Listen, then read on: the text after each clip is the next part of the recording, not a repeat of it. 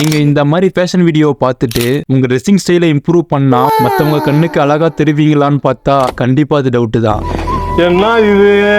மறக்காம இந்த ரீலை சேவ் பண்ணிக்கங்க, ஃபியூச்சர்ல யூஸ் ஆகும். ஓகே, நான் அதை எக்ஸ்பிளைன் பண்றேன். ட்ரெஸ்ஸிங்லாம் நல்லா பண்ணிட்டு நீங்க பேசுற வார்த்தை தோ இந்த மாதிரி இருந்தா கண்டிப்பா பீப்புள் கண்ணுக்கு அன்அட்ராக்டிவா தான் தெரிய போறீங்க. சில பேர் சொல்லுவீங்க இந்த மாதிரி நான் பேச மாட்டேன், தான் பேசுவேன்னு.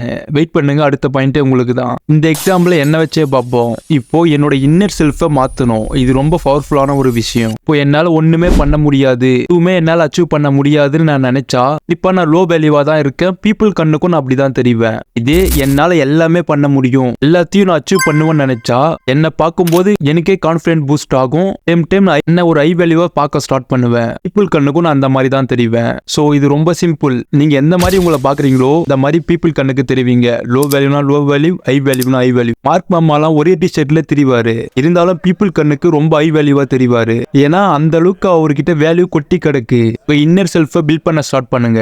மீம்ஸ் ரீல ஷேர் பண்ணி உங்க ஃப்ரெண்டுக்கு போர் அடிச்சிருக்கோம், ஒரு டைம் இந்த மாதிரி ரீல ஷேர் பண்ணி பாருங்க.